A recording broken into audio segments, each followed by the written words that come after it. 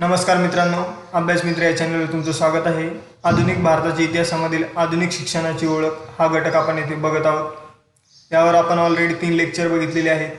मागील लेक्चरमध्ये आपण हा घटक नेमकं सिलेबसमध्ये कोठे आहे, त्यानंतर सुरुवातीस झालेले प्रयत्न, ते प्रयत्न कोणी केले, त्यानंतर आंग्ल प्राच्य विवाद काय होता, त्याचा परिणाम काय झाला, त्यानंतर सरकारने केलेले प्रयत्न व आयोग यामधील पुढचा अहवाल, हंटर आयोग, भारतीय विद्यापीठ कायदा आणि सॅडलर आयोग इतकं बघितलं आपण।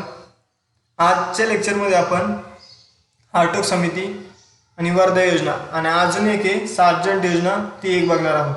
आता आपण बघणार आहोत हार्टोक समिती। तर 1929 मध्ये फिलिप हार्टोक यांच्या अध्यक्षतेखाली ही समिती स्थापन करण्यात आली। तिला शिक्षणाच्या विकासावर अहवाल देण्याचे सांगण्यात आले। तर जी हार्टोक समिती होती तिच्या ज्या शिफारसी होत्या त्या आज आपल्याला जी आपली शिक्षण व्यवस्था आहे त्यामध्ये दिसून येईल। जसं की मॅट्रिक परीक्षेला जास्त महत्त्व देण्यात यावं, त्यानंतर प्राथमिक शिक्षण कंपल्सरी करण्यात यावं। तर ह्या ज्या शिफारसी होत्या त्या आजच्या आपल्या एज्युकेशन सिस्टममध्ये दिसून येतील। तर हार्टोक समितीच्या ज्या शिफारसी आहे त्यातील पहिली शिफारस आहे की प्राथमिक शिक्षणाला राष्ट्रीय महत्त्व देण्यात यावं, जे की आपल्या मूलभूत हक्काच्या कलम 21 मध्ये देण्यात आलेले आहे। त्यानंतर शिक्षणाचा गायने प्रसार व आवश्यक बनवण्यापेक्षा त्यांना त्यामध्ये सुधारणा व संघटनाला महत्त्व देण्यात यावं।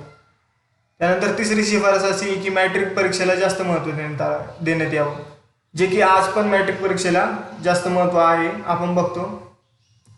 त्यानंतर ग्रामीण विद्यार्थी जे आहे त्यांना माध्यमिक स्तरावर रोखून त्यांना व्यावसायिक व औद्योगिक शिक्षणाकडे वळवले पाहिजे, असं हार्टोक समितीने म्हटलं की जे ग्रामीण भागातील विद्यार्थी असे आहे त्यांना माध्यमिक स्तरावर रोखून व्यावसायिक व औद्योगिक शिक्षणाकडे वळवले पाहिजे। त्यानंतर विद्यापीठांना असं सांगण्यात आलं की जे चांगले विद्यार्थी आहे त्यांना चांगले शिक्षण मिळेल याची काळजी घ्यावी। विद्यापीठांनी काय केलं पाहिजे की एखाद्या जर जे चांगले हुशार विद्यार्थी आहेत त्यांना चांगले शिक्षण मिळते की नाही हे बघावं आणि त्यांची चांगली काळजी घ्यावी। त्यानंतर वर्धा योजना, तर 1935 मध्ये प्रांतांना स्वायत्ता देण्यात आली।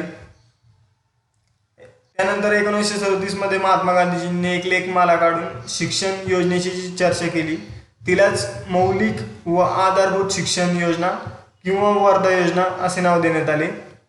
तर जी वर्धा योजना होती तर तिचं मेन मोटो काय होता, मेन तत्व काय होतं, तर काम करताना शिक्षण। असा प्रश्न येऊ शकतो की कोणती योजना किंवा कोणता आयोग होता की त्याचा उद्देश काम करताना शिक्षण असा होता। जसं की आज आपण बघतो कमाव व शिका, तर त्याचा उद्देश पण हाच असतो की काम करताना शिक्षण। त्यानंतर सविस्तरपणे झाकीर हुसेन समितीने ही योजना समोर आणली। यामध्ये अनेक कलांसाठी अभ्यासक्रम देण्यात आलेला होता या योजनेमध्ये। तर आता या योजनेची जी मूळ कल्पना काय होती, तर हस्तउत्पादक कार्यातून शिक्षकाचे वेतन निघावे ही या योजनेची मूळ कल्पना होती। विद्यार्थ्यांना मातृभाषेतून 7 वर्षाचा अभ्यासक्रम पूर्ण करणे गरजेचे होते। या योजनेमध्ये विद्यार्थ्यांनी काय केलं पाहिजे की त्या मातृभाषेतून 7 वर्षाचा अभ्यासक्रम पूर्ण केला पाहिजे। आणि 1947 नंतर ही योजना पुन्हा सुरू करण्यात आली। तर 1947 नंतर पुन्हा सुरू करण्यात आली म्हणजे काय, तर जेव्हा दुसरं महायुद्ध सुरू झालं आणि मंत्र्यांनी राजीनामे दिले त्यानंतर ही योजना बंद पडली आणि 1947 नंतर ही योजना पुन्हा सुरू करण्यात आली। सार्जंट योजना 1944, तर 1944 मध्ये केंद्रीय शिक्षण सल्लागार मंडळातर्फे ही सार्जंट योजना सुरू करण्यात आली आणि जॉन सार्जंट हे भारताचे शिक्षणविषयक सल्लागार होते। त्यांच्या अध्यक्षतेखाली सार्जंट योजनेची सुरुवात करण्यात आली। तर त्या सार्जंट योजनेच्या शिफारसी काय होत्या त्या आपण आता बघू।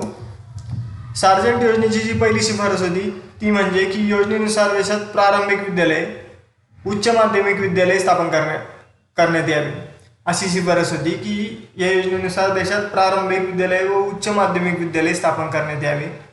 त्यानंतर 6 ते 11 वर्षातील मुलांना निःशुल्क व अनिवार्य शिक्षण।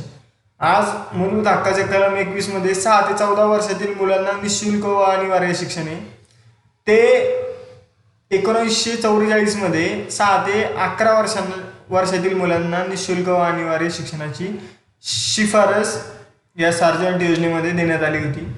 त्यानंतर 11 ते 17 वर्षाच्या मुलांसाठी 6 वर्षाची वेगळी शिक्षण पद्धती होती. 6 ते 11 वर्षातील मुलांना निशुल्क शिक्षण अनिवार्य करण्यात आल्यानंतर त्यांनी काय केलं की 11 ते 17 वर्षातील जे मुलं आहे त्यांना 6 वर्षाची वेगळी शिक्षण पद्धती सुरू करण्यात आली. त्यानंतर जे उच्च विद्यालय होते ते 2 प्रकारचे असावे, एक विद्याविषयक व दुसरं तंत्र व्यावसायिक, आणि उत्तर माध्यमिक स्तर हा समाप्त करण्यात आला. जे उच्च विद्यालय होते ते 2 प्रकारचे असावे, एक म्हणजे विद्याविषयक आणि दुसरं म्हणजे तंत्र व्यावसायिक. आणि जो उत्तर माध्यमिक जो स्तर होता तो आता समाप्त करण्यात आला होता. समाप्त करण्याची शिफारस यांनी केली होती सार्जंट योजनेने.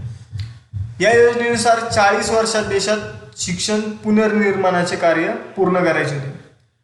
या योजनेने काय शिफारस केली की पुढील 40 वर्षात देशात शिक्षणाचे पुनर्निर्माणाचे कार्य पूर्ण करायचे.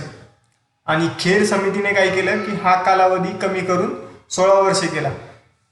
तर असा प्रश्न येऊ शकतो की कोणत्या समितीने जो सार्जंट समितीचा 40 वर्षात देशात शिक्षण पुनर्निर्माणाचे कार्य करण्याचा कालावधी कमी केला, तर ती समिती आहे खेर समिती. कोणती समिती? खेर समिती. धन्यवाद मित्रांनो. जर काही समजलं नसेल तर कमेंट बॉक्समध्ये विचारा.